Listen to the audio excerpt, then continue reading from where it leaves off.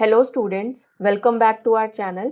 आज की क्लास में हम कॉन्ट्रैक्ट अकाउंट बनाना सीखेंगे। क्लास शुरू करने से पहले अगर आपने चैनल अभी तक सब्सक्राइब नहीं किया है तो do subscribe our channel and press bell icon for notification of latest videos. Class शुरू करते हैं।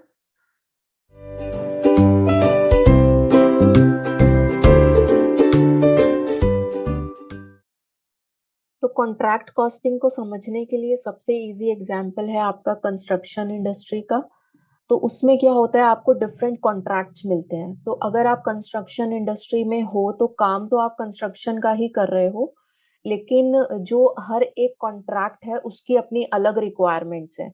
जैसे किसी ने आपको कॉन्ट्रैक्ट दिया कि आपने कोई एक बिल्डिंग बनानी है, फिर दूसरा कॉन्ट्रैक्ट आपको मिला कि आपने मॉल बनाना है। तो एक ही वर्क कंस्ट्रक्शन का ही काम है, लेकिन उसकी रिक्वायरमेंट्स, उसमें जो रॉ मटेरियल यूज हो रहा है, उसमें जितनी लेबर यूज होगी वो अलग अलग है। तो जब आप किसी पर्टिकुलर कॉन्ट्रैक्ट या किसी पर्टिकुलर ऑर्डर पे काम करते हो कि एक ऑर्डर आपको मिला है, एक प्रोजेक्ट मिला है, आपको वो कंप्लीट करना है, तो उसको हम कॉन्ट्रैक्ट कॉस्टिंग बोलते हैं। अब कॉन्ट्रैक्ट कॉस्टिंग में क्योंकि हम एक प्रोजेक्ट पे काम कर रहे हैं और उस एक प्रोजेक्ट के हमें कॉस्ट फाइंड आउट करनी है कि ओवरऑल कितनी कॉस्ट लगी और एंड में हमें कितना प्रॉफिट हुआ, तो उसके लिए हम कॉन्ट्रैक्ट अकाउंट बनाते हैं। तो हर एक कॉन्ट्रैक्ट जो आपको मिला है उसका अपना अलग कॉन्ट्रैक्ट अकाउंट बनेगा। तो ये आपका कॉन्ट्रैक्ट अकाउंट का फॉर्मेट है, डेबिट साइड और क्रेडिट साइड। डेबिट साइड पे आपकी सारी जो भी कॉस्ट हैं वो आ जाएंगी, क्रेडिट साइड पे जो भी आपको रिसीव हो रहा है, आपकी जो भी इनकम है वो सारी आ जाएंगी। तो डेबिट साइड अगर हम देखें तो सबसे पहले लिखा है टू परचेज ऑफ मटेरियल, यानी आपको कॉन्ट्रैक्ट को पूरा करने के लिए कुछ ना कुछ मटेरियल तो लगेगा। तो उस मटेरियल को खरीदने में आपकी कितनी कॉस्ट लग रही है वो आ गई। To issue of material from store. अब कभी कभी क्या होता है, जब वेंडर से आप मटेरियल ले रहे हो तो वेंडर सीधा आपके कंस्ट्रक्शन साइट पे मटेरियल भेज देगा। दूसरी चीज है कि आप जो मटेरियल आपने खरीदा वो पहले आपके वेयर हाउस या आपके स्टोर में जा रहा है और फिर वहां से आपकी कंस्ट्रक्शन साइट को इशू हो रहा है। तो अगर आपको स्टोर से मटेरियल इशू हो रहा है तो वो आप अलग से लिखोगे। फिर डायरेक्ट लेबर कॉस्ट कितनी है वो आ जाएगी। सुपरविजन कॉस्ट, यानी कंस्ट्रक्शन साइट पे जो भी सुपरवाइजर है, जो वर्कर्स हैं उनके सुपरविजन के लिए आपने कोई रखा हुआ है तो उसकी उसको आप जो भी पेमेंट कर रहे हो वो सुपरविजन कॉस्ट। जो भी आपके डायरेक्ट एक्सपेंसेस, इनडायरेक्ट एक्सपेंसेस हैं, वहां पे कंस्ट्रक्शन साइट पे कोई ऑफिस बना हुआ है तो ऑफिस को मैनेज करने के लिए आपने एम्प्लॉयज रखे हुए हैं, वो सारे आपके इनडायरेक्ट एक्सपेंसेस में आ जाएंगे। प्लांट एंड मशीनरी कोई इंस्टॉल्ड है आपकी कंस्ट्रक्शन साइट पे तो depreciation of that particular plant and machinery. फिर अगर आप कोई एक्स्ट्रा काम कर रहे हो, देखो कॉन्ट्रैक्ट कॉस्टिंग में आपकी दो पार्टीज इन्वॉल्व है, कॉन्ट्रैक्टर और कॉन्ट्रैक्टी। कॉन्ट्रैक्टी वो है जिसने कॉन्ट्रैक्ट दिया है कि आपने ये काम पूरा करना है, और कॉन्ट्रैक्टर वो है जो कि काम पूरा कर रहा है। ठीक है। तो कॉन्ट्रैक्ट अकाउंट जो हम बनाते हैं वो कॉन्ट्रैक्टर के पॉइंट ऑफ व्यू से है कि अगर मैं कॉन्ट्रैक्टर हूँ, मैं किसी की बिल्डिंग या किसी की कोई मॉल बना रही हूँ, तो मैं अपने पास कॉन्ट्रैक्ट अकाउंट बनाऊंगी कि इस कॉन्ट्रैक्ट को पूरा करने में मेरी कितनी कॉस्टिंग लग रही है, क्या मेरे रेवेन्यूज मेरे पास आ रहे हैं। ठीक है। तो जो कॉन्ट्रैक्ट आपको मिला है उसमें आपकी स्पेसिफाइड चीजें मेंशन है कि ये काम आपने करना है। अगर उस पर्टिकुलर मेंशन चीजों के अलावा भी आप कुछ और काम कर रहे हो, कोई एक्स्ट्रा काम कर रहे हो, तो आप ऑब्वियसली वो एक्स्ट्रा काम करने के चार्जेस लोगे अलग से। तो वो जो एक्स्ट्रा काम करने के आप चार्ज लोगे और उस काम को पूरा करने के लिए आपकी एक्स्ट्रा कॉस्ट भी लगेगी, तो उसकी जो कॉस्ट है वो आप यहाँ पे लिखोगे। यानी ये वाली कॉस्ट जो है वो जो काम आपके कॉन्ट्रैक्ट में लिखा हुआ था कि ये काम करना है, उसके अलावा अगर आपने कोई काम किया उस पे जो कॉस्टिंग लगी वो आप यहाँ पे लिख रहे हो। फिर टू कॉस्ट ऑफ सब कॉन्ट्रैक्ट्स। सब कॉन्ट्रैक्ट्स का क्या मीनिंग है कि सपोज आप कॉन्ट्रैक्टर, जो कॉन्ट्रैक्टी है उसने आपको बोला कि आपने ये पर्टिकुलर काम करना है, ये बिल्डिंग बनानी है। अब बिल्डिंग बनाने में जो रॉ मटेरियल लगना है, वो raw material particular raw material, जैसे कोई इलेक्ट्रिक फिटिंग्स लगनी है, तो वो इलेक्ट्रिक फिटिंग्स का काम पूरा करने के लिए आपने किसी और कॉन्ट्रैक्टर को कॉन्ट्रैक्ट दे दिया। यानी जो मेन कॉन्ट्रैक्टर है कॉन्ट्रैक्टी का वो तो आप हो, लेकिन उस पूरे कॉन्ट्रैक्ट को कंप्लीट करने के लिए आप ने एक और कॉन्ट्रैक्टर की हेल्प ले ली इलेक्ट्रिसिटी फिटिंग्स में। तो ये होते हैं आपके सब कॉन्ट्रैक्ट। तो उस सब कॉन्ट्रैक्ट में जो भी आपकी कॉस्ट लगेगी, आपने जिसको इलेक्ट्रिसिटी फिटिंग्स का, इलेक्ट्रिक फिटिंग्स का काम दिया है, उसको भी तो आप कुछ पे करोगे। तो उसमें जो कॉस्टिंग लग रही है वो आप यहाँ पे लिखोगे। ठीक है, तो ये हो गई हमारी डेबिट साइड की चीजें। अब क्रेडिट साइड पे अगर हम आए, तो बाय मटेरियल, प्लांट और any other item remain unutilised. तो जब आप कंस्ट्रक्शन का काम कर रहे हो और आपका कंस्ट्रक्शन कंप्लीट हो जाता है, और फिर कंप्लीट होने के बाद आप देखते हो साइट पे कोई मटेरियल बचा हुआ है या कोई और आइटम है जो कि अनयूटिलाइज्ड है, तो उस वो पर्टिकुलर मटेरियल या आइटम के प्राइस से आपका कॉन्ट्रैक्ट अकाउंट क्रेडिट हो जाएगा, यानी वो आपके रिमेनिंग चीजें हैं जो यूटिलाइज नहीं हुई। By price charge for extra work. अब जैसे हमने डेबिट साइड पे लिखा था कि एक्स्ट्रा वर्क करने की कॉस्ट लग रही है, तो जो आप एक्स्ट्रा काम कर रहे हो उसके लिए प्राइस भी चार्ज करोगे, वो आपके लिए इनकम है, वो आपका रेवेन्यू है, तो वो हम क्रेडिट साइड पे लिखेंगे। By contract price if contract is completed. अब जब आपका कॉन्ट्रैक्ट अगर कंप्लीट हो जाता है, जब आप ये कॉन्ट्रैक्ट अकाउंट बना रहे हो, उस टाइम पे अगर आपका कॉन्ट्रैक्ट कंप्लीट हो गया, तो जो भी पूरे कॉन्ट्रैक्ट का प्राइस डिसाइड हुआ था कि ये काम कंप्लीट होने के बाद, ये कॉन्ट्रैक्ट कंप्लीट होने के बाद आपको समझो कि 2 करोड़ या 3 करोड़ का अमाउंट मिलेगा, तो वो आपके लिए कॉन्ट्रैक्ट प्राइस है। तो वो आपके लिए इनकम है, वो आप यहाँ पे शो कर दोगे। ठीक है, इसके बाद आता है वर्क इन प्रोग्रेस। तो इन दोनों में से आपको कुछ कोई एक ही लिखना होगा। अगर कॉन्ट्रैक्ट कंप्लीट हो गया है तो आप लिखोगे कॉन्ट्रैक्ट प्राइस, और अगर कॉन्ट्रैक्ट कंप्लीट नहीं हुआ है, वर्क इन प्रोग्रेस में है, तो फिर आपको ये वाला लिखना है, वर्क इन प्रोग्रेस करके, और फिर नीचे वर्क सर्टिफाइड और वर्क अनसर्टिफाइड का अमाउंट। ठीक है, तो इन दोनों में से क्वेश्चन के अकॉर्डिंग कोई एक ही चीज आएगी। अब ये वर्क सर्टिफाइड और वर्क अनसर्टिफाइड क्या है? तो वर्क इन प्रोग्रेस अगर आपका है, यानी कॉन्ट्रैक्ट पूरा कंप्लीट नहीं हुआ है, सपोज करो कि आपका 40% जो काम है वो पूरा, या कंस्ट्रक्शन है वो 40% कंप्लीट हुआ है। अब कॉन्ट्रैक्टर ने कॉन्ट्रैक्टी को बोला कि 40% जो है वो मेरा काम कंप्लीट हो गया है। अब जो कॉन्ट्रैक्टी है, अब कॉन्ट्रैक्टर के सिर्फ बोलने से तो वो नहीं मानेगा कि ठीक है 40% काम कंप्लीट हो गया, तो हम आपको 40% का अमाउंट जितना बनता है वो पे कर देते हैं। इस केस में जो कॉन्ट्रैक्टी है वो क्या करेगा, वो अपना कोई ऑथराइज्ड पर्सन, अब वो उसका इंजीनियर हो या कोई और ऑथराइज्ड पर्सन, वो कंस्ट्रक्शन साइट पे भेजेगा ये चेक करने के लिए कि जो कॉन्ट्रैक्टर बोल रहा है कि 40% काम हो गया है, वो एक्चुअली में हुआ है या नहीं हुआ। तो जो भी इंजीनियर होगा कॉन्ट्रैक्टी का, वो साइट पे जाएगा और फिजिकली चेक करेगा कि जो भी कॉन्ट्रैक्टर बोल रहा है जितना काम हुआ हो गया है, वो एक्चुअली में कंप्लीट है या नहीं है। तो जित जब इंजीनियर चेक करेगा और वो जब ऑथराइज कर दे, वो जब अप्रूव कर दे कि हाँ ठीक है 40% कॉन्ट्रैक्टर बोल रहा है और ये 40% काम हो गया है, मतलब आप ये समझो कि पेपर पे लिखना, कि पेपर पे लिखा हुआ है कि 40% वर्क इज डन, और फिर उसको ऑथेंटिकेट कर देना साइन से या स्टैम्प से।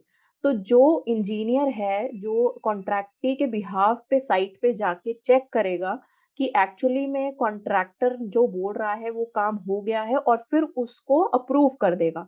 तो वो जो अप्रूव्ड वर्क होता है उसको हम बोलते हैं वर्क सर्टिफाइड।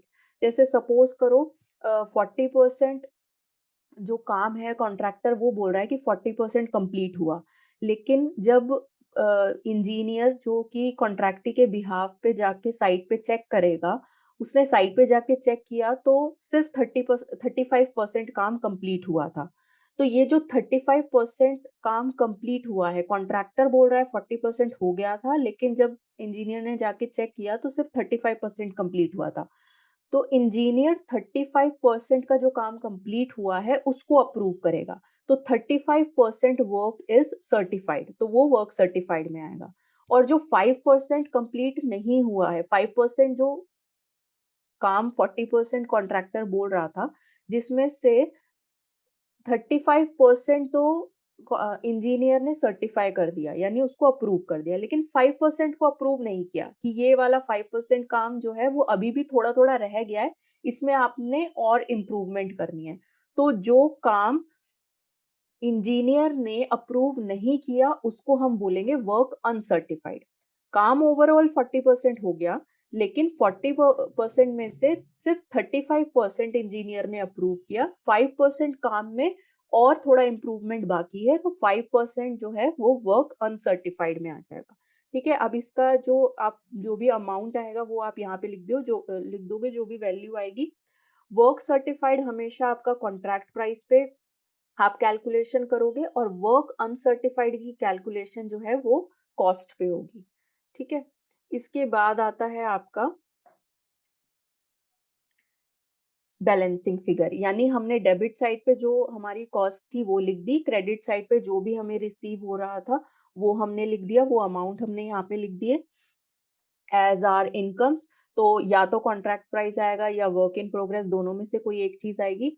अब अगर आपका ये वाला अमाउंट यानी जो क्रेडिट साइड है वो ज्यादा है और डेबिट साइड कम है, तो आपका यहाँ पे आ जाएगा balancing figure notional profit to notional profit. और अगर आपकी डेबिट साइड ज्यादा है, क्रेडिट साइड कम है, तो क्रेडिट साइड पे आ जाएगा लॉस। ठीक है, तो loss transfer to P and L account. यानी इन दोनों में से भी कोई एक ही चीज आएगी, या तो आपका नोशनल प्रॉफिट आएगा या फिर आपका लॉस आएगा। ठीक है,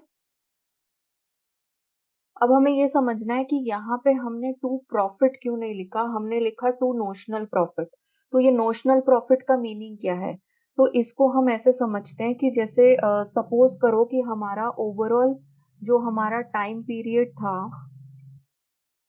इस कोई हमें कॉन्ट्रैक्ट मिला है तो उसको पूरा करने का टाइम पीरियड था सपोज करो 5 इयर्स की, 5 साल में ये पर्टिकुलर प्रोजेक्ट जो है वो हमारा कंप्लीट होगा। अब हमें जो एक्चुअल प्रॉफिट पता चलेगा वो आपको आफ्टर 5 इयर्स या 5th ईयर के एंड में ही पता चलेगा, at the end of 5th year. ठीक है, अब 5 साल के बाद या फिर 5th ईयर के एंड में आपको अपना एक्चुअल प्रॉफिट पता चलेगा। अब फाइनेंशियल स्टेटमेंट्स तो हमें हर साल बनाने हैं, तो अगर हम ऐसा करते हैं कि 5 साल के बाद हमें प्रॉफिट पता चले, इसका मतलब फर्स्ट ईयर में हम प्रॉफिट नील लिख रहे हैं, सेकेंड ईयर में भी हम नील लिख रहे हैं, फिर थर्ड फोर्थ, इन सारे थर्ड और फोर्थ ईयर में ये जो 4 साल थे, क्योंकि हमें अपना एक्चुअल प्रॉफिट नहीं पता है तो हमने नील लिखा। फिर 5th ईयर में जाके हमने हमें अपना एक्चुअल प्रॉफिट पता चला, सपोज वो 5 करोड़ का था, तो वो हमने अपने फाइनेंशियल अकाउंट्स में दिखाया। तो यहाँ पे फ्लक्चुएशंस देख रहे हो कि फाइनेंशियल स्टेटमेंट्स तो हमें हर साल बनाने हैं, लेकिन इन 4 साल में हमने कोई प्रॉफिट नहीं दिखाया क्योंकि हमारा तो प्रोजेक्ट ही कंप्लीट नहीं हुआ था, कॉन्ट्रैक्ट कंप्लीट नहीं हुआ था। लेकिन 5th ईयर में जब हमारा कॉन्ट्रैक्ट कंप्लीट हुआ तो हमने पूरा एक बारी में 5 करोड़ का प्रॉफिट दिखा दिया। तो हमारे फाइनेंशियल स्टेटमेंट्स की जो इंफॉर्मेशन है वो बहुत ही फ्लक्चुएटेड आएगी कि पहले 4 साल में नील और फिर उसके बाद सीधा एकदम से 5 करोड़। तो इस चीज से बचने के लिए कि हमारी जो फाइनेंशियल स्टेटमेंट्स हैं वो इस तरीके से बिल्कुल डिफरेंट आपकी पोजीशन ना रिफ्लेक्ट करें, उसके लिए हम क्या करते हैं, हम एक नोशनल या फिर एक आप कह सकते हो कि जो आपका एस्टिमेटेड प्रॉफिट होता है आप वो फाइंड आउट करते हो। हम एक्चुअल प्रॉफिट नहीं फाइंड आउट कर रहे क्योंकि एक्चुअल तो हमें 5th एंड में ही पता चलेगा। हम एक एस्टिमेट ले रहे हैं कि एक एस्टिमेटेड प्रॉफिट कितना हो सकता है। उस एस्टिमेटेड या नोशनल प्रॉफिट को हम हर साल दिखाएंगे, ताकि ये जो 5 करोड़ एंड में दिख रहा है ये एकदम से फ्लक्चुएट ना करे, हमारे फाइनेंशियल स्टेटमेंट में थोड़ा थोड़ा हम उसको यहाँ पे दिखाते रहे। अब बात आती है कि हमें दिखाना कितना है, कि हमें ये तो समझ में आ गया कि हमारे पास एक्चुअल प्रॉफिट नहीं है क्योंकि हमारा जो कॉन्ट्रैक्ट है वो 5 साल बाद कंप्लीट होगा, तो फर्स्ट ईयर में तो हमारा काम कंप्लीट नहीं हुआ, तो एक्चुअल प्रॉफिट तो हम दिखा नहीं सकते। तो एक हमें एस्टिमेटेड या नोशनल प्रॉफिट निकालना है। ठीक है, तो इसीलिए जब हम अपना कॉन्ट्रैक्ट अकाउंट बना रहे हैं इसलिए हम यहाँ पे टू प्रॉफिट नेट प्रॉफिट नहीं लिख रहे हैं क्योंकि एक्चुअल प्रॉफिट है ही नहीं। हम लिख रहे हैं टू नोशनल प्रॉफिट या एक्सपेक्टेड प्रॉफिट, कि इतना हो सकता है। ठीक है, एस्टिमेटेड प्रॉफिट। अब ये तो हो गया आपका नोशनल प्रॉफिट। अगर ये वाली फिगर यहाँ पे आती है तो यहाँ पे आपका लॉस आएगा, ठीक है। अब इसके बाद आपको क्या करना है, देखो हमने हमारा या तो नोशनल प्रॉफिट आएगा या फिर लॉस आएगा। अगर लॉस आ रहा है तो उसको हमने यहाँ पे ट्रांसफर किया, इस वाली फिगर को यहाँ पे लिखा, और फिर हम इसको पूरे लॉस को हम ट्रांसफर कर देंगे यहाँ पे पी एंड एल अकाउंट में। अगर हमारा कॉन्ट्रैक्ट अकाउंट में लॉस आता है तो पूरा का पूरा loss will be transferred to P and L account, ठीक है। अगर प्रॉफिट आता है तो ये नोशनल प्रॉफिट यहाँ पे लिखा। अब इस नोशनल प्रॉफिट को हमने दो पार्ट्स में डिवाइड करना है। एक पार्ट होगा जो कि पी एंड एल अकाउंट में जाएगा, ठीक है, जो कि मैंने अभी आपको बताया कि जैसे हम 5th ईयर के एंड में जाके सीधा 5 करोड़ नहीं लिखेंगे, हम हर साल कुछ अमाउंट लिखेंगे। तो नोशनल प्रॉफिट का कुछ पार्ट जो है उसको हम पी एंड एल अकाउंट में डालेंगे, और कुछ part as work in progress reserve की फॉर्म में हम उसको यहाँ पे लिख देंगे, ठीक है, रिजर्व में डाल देंगे। तो नोशनल लॉस अगर आता है तो उसमें तो हमें कोई डिवीजन नहीं करना, हमें पूरा का पूरा अमाउंट पी एंड एल में डालना है, ट्रांसफर कर देना है। लेकिन अगर नोशनल प्रॉफिट आता है, जो हमारा एस्टिमेटेड प्रॉफिट है, अगर वो आता है तो उसको हम डिवाइड करेंगे दो पोर्शन में। एक पोर्शन जाएगा पी एंड एल अकाउंट में और एक पोर्शन जाएगा आपका वर्क इन प्रोग्रेस में एज रिजर्व। अब कितना हमें पी एंड एल अकाउंट में डालना है, ये तो आपकी बैलेंसिंग फिगर आएगी। सपोज करो 60,000 आपका नोशनल प्रॉफिट आया था, जिसमें से कि 40,000 जो है वो पी एंड एल अकाउंट में डाल दिया। तो बैलेंसिंग फिगर क्या हो गई आपकी, 60 में से 40 लेस करके 20,000 जो है वो यहाँ पे एज रिजर्व चला जाएगा वर्क इन प्रोग्रेस में। वो तो बैलेंसिंग फिगर आ जाएगी। लेकिन हमें कैसे पता चलेगा कि नोशनल प्रॉफिट में से कितना amount P and L account में जाएगा?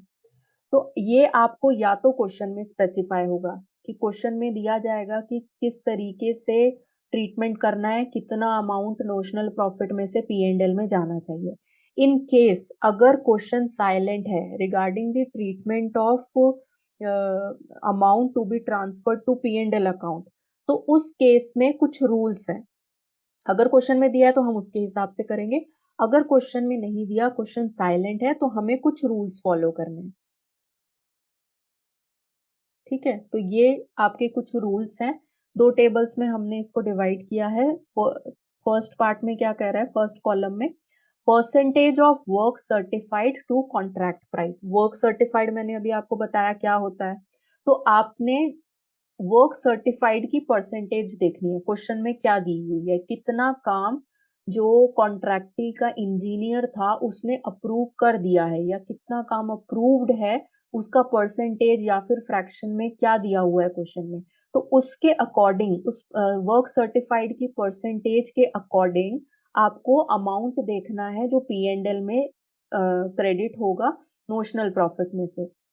तो अगर वर्क सर्टिफाइड की परसेंटेज 25% से कम है तो कुछ भी अमाउंट पी एंड एल में नहीं जाएगा, सारा का सारा चला जाएगा आपका रिजर्व में, ठीक है। अगर 25% और मोर है बट लेस देन 50% है, तो उस केस में आपको ये फॉर्मूला लगाना है, और इस फॉर्मूले से जो आपकी वैल्यू आएगी उतना चला जाएगा आपका फॉर्मेट के हिसाब से यहाँ पे, और बचा हुआ अमाउंट आ जाएगा आपका रिजर्व में, ठीक है। तो ये कुछ फॉर्मूलेज हैं यहाँ पे, जैसे है 1/3 of the notional profit, notional profit का 1/3, फिर इनटू कैश रिसीव्ड। अब कैश रिसीव्ड का मतलब है कि सपोज करो कि क्वेश्चन में दिया हुआ है कि 25% का जो काम था वो सर्टिफाई कर दिया, इंजीनियर ने वो अप्रूव कर दिया, तो 25% ऑफ वर्क इज सर्टिफाइड।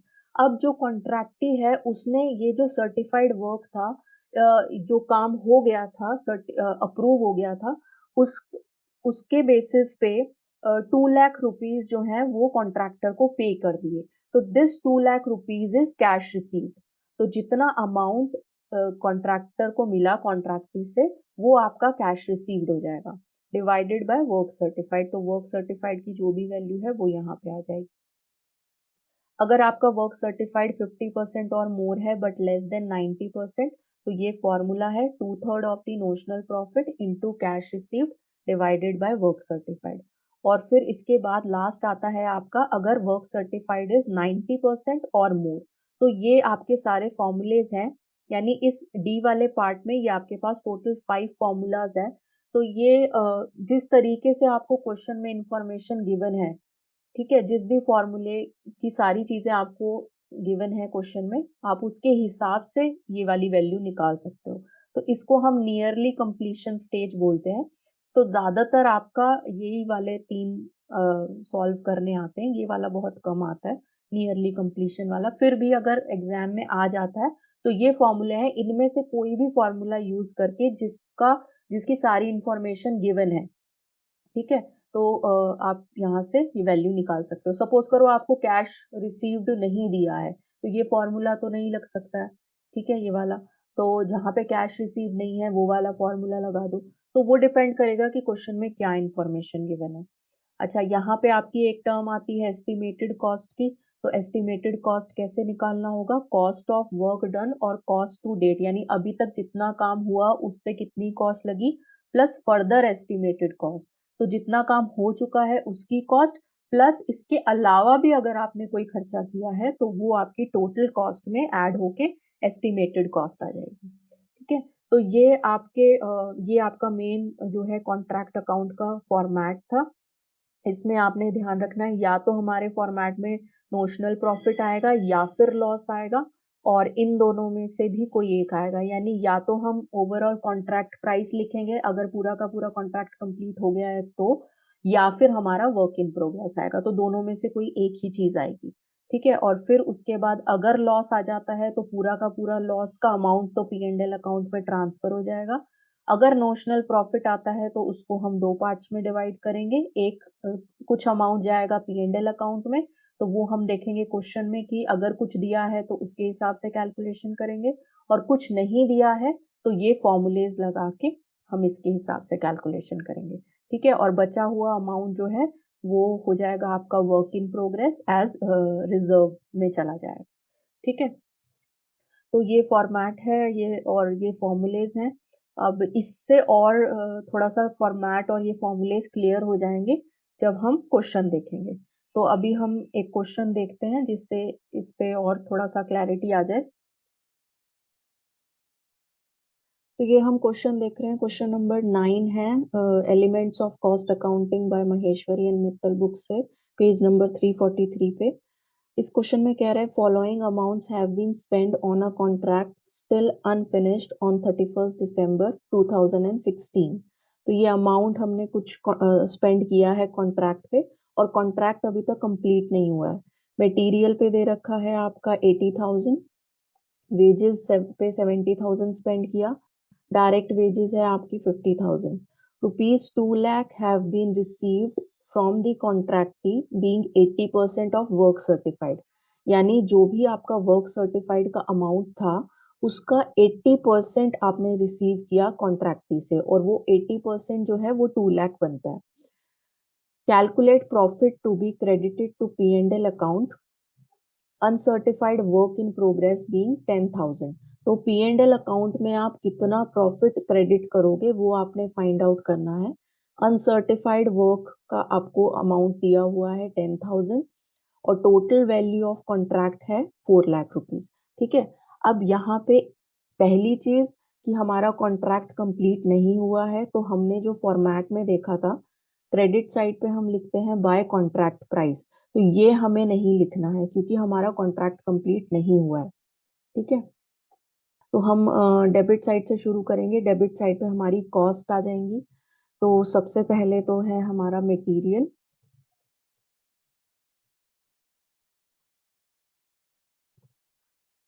80,000 का मटेरियल पे हमने लगाया 80,000। फिर है आपकी वेजेस 70,000।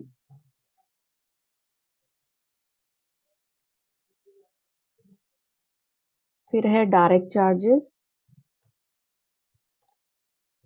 डायरेक्ट चार्जेस या डायरेक्ट एक्सपेंसेस इसको आप बोल सकते हो, ये है 50,000, ठीक है। अब ये तो हमें दे रखी है कॉस्ट। अब जब हम क्रेडिट साइड पे आएंगे तो क्रेडिट साइड पे हमें अगर फॉर्मेट में देखें तो कोई भी मटेरियल अनयूटिलाइज्ड हमें नहीं दिया हुआ, कोई एक्स्ट्रा वर्क का हमने प्राइस नहीं चार्ज किया, कॉन्ट्रैक्ट कंप्लीट नहीं हुआ है तो हमें कॉन्ट्रैक्ट प्राइस भी नहीं लिखना है। अब कॉन्ट्रैक्ट कंप्लीट नहीं हुआ तो हमें क्या लिखना होगा, वर्क इन प्रोग्रेस, और उसको दो पार्ट्स में हम लिखेंगे, वर्क सर्टिफाइड और वर्क अनसर्टिफाइड। तो यहाँ पे हमने लिख दिया बाय वर्क इन प्रोग्रेस।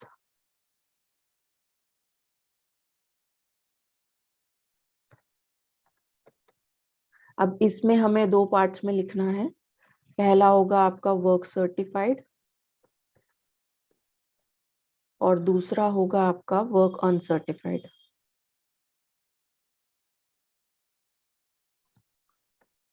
ठीक है, अब इनकी वैल्यूज चाहिए हमें। अब क्वेश्चन में देखो दिया है ₹2 lakh have been received from the contractee being 80% of work certified, यानी जितना भी वर्क सर्टिफाइड था उसका 80% आपने रिसीव किया है as ₹2 lakh.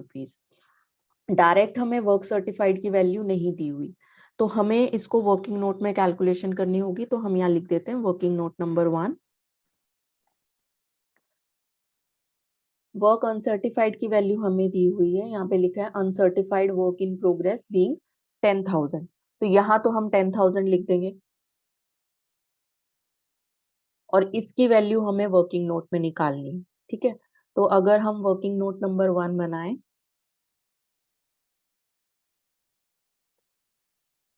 Working note number 1 में हम क्या कैलकुलेशन कर रहे हैं,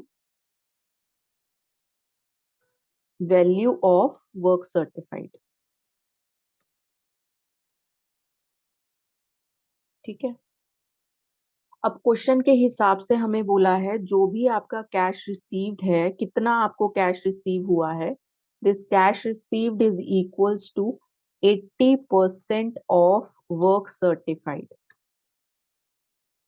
स्टेटमेंट में यही बोल रहा है 2 लाख हैव बीन रिसीव्ड, यानी ये जो कैश आपने रिसीव किया, ये कैश कितना है, received from the contractee being 80% of work certified. तो इसको हमने इक्वेशन की फॉर्म में लिख लिया, cash received is equals to 80% of work certified.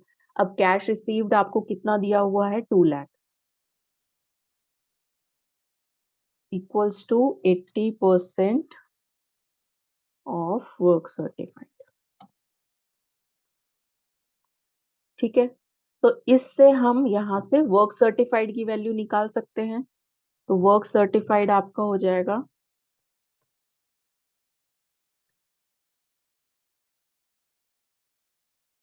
कितना, 2 लाख मल्टीप्लाई बाय 100/80। ठीक है, और इसको कैलकुलेट करेंगे तो वैल्यू आ जाएगी आपकी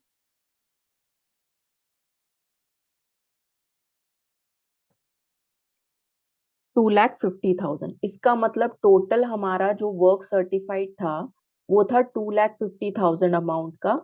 इस 2,50,000 में से कॉन्ट्रैक्टी ने हमें 2 लाख रुपीज दिए हैं, तो हमने इस स्टेटमेंट को एक इक्वेशन की फॉर्म में बना के और यहाँ से हमने अल्टीमेटली वर्क सर्टिफाइड की वैल्यू निकाल ली। तो इस वर्क सर्टिफाइड की वैल्यू आपने यहाँ पे लिख देनी है।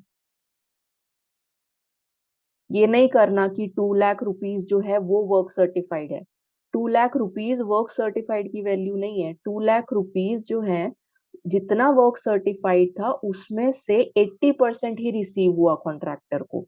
तो टोटल वर्क सर्टिफाइड जो था, जो अप्रूव्ड वर्क था, उसकी वैल्यू थी 2,50,000, लेकिन कॉन्ट्रैक्टी ने 2 लाख रुपीज दिए।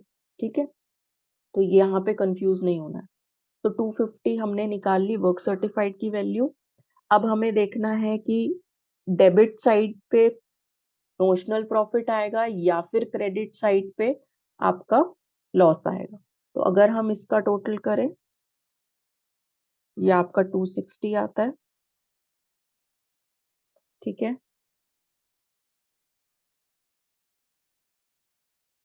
और इसका टोटल करें, पता ही चल रहा है वैसे कम आएगा, तो यहाँ पे हमारा आ जाएगा टू नोशनल प्रॉफिट।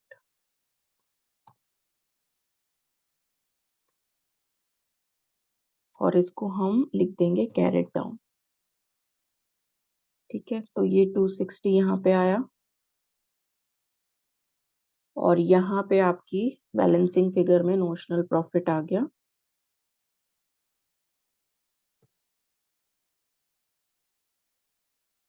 70,000 माइनस 50,000। तो your notional profit will be 60,000। ठीक है, अब हमें क्या करना है, फॉर्मेट में देखते हैं। जब हमने नोशनल प्रॉफिट निकाल दिया,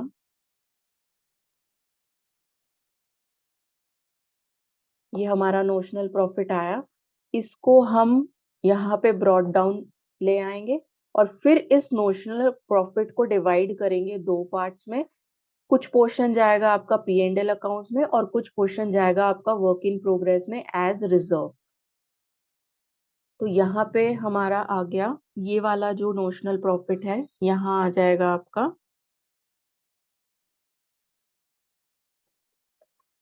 नोशनल प्रॉफिट ब्रॉड डाउन 60,000 यहाँ पे। अब इसको हमने दो पार्ट्स में डिवाइड करना है। पहला पार्ट हो जाएगा जो पी एंड एल अकाउंट में जाएगा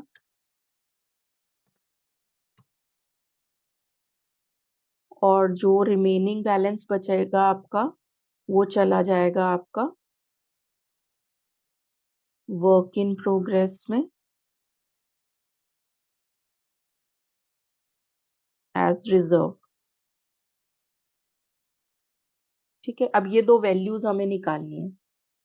अब यहाँ पे हमें देखना है कि कितना हम पी एंड एल अकाउंट में ट्रांसफर करेंगे।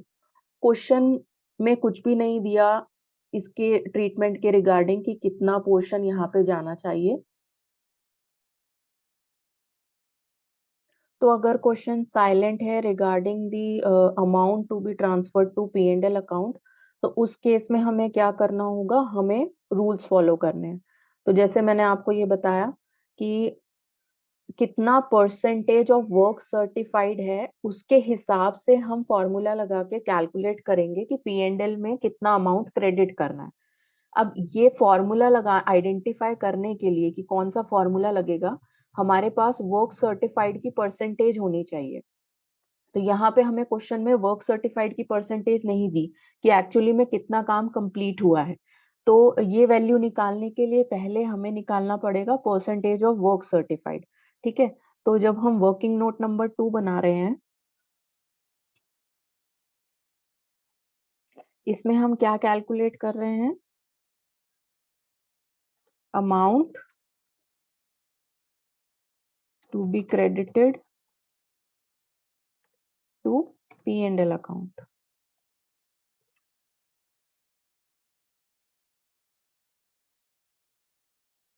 ठीक है, अब ये अमाउंट निकालने के लिए हमें पहले क्या निकालना है, percentage of work certified to contract price.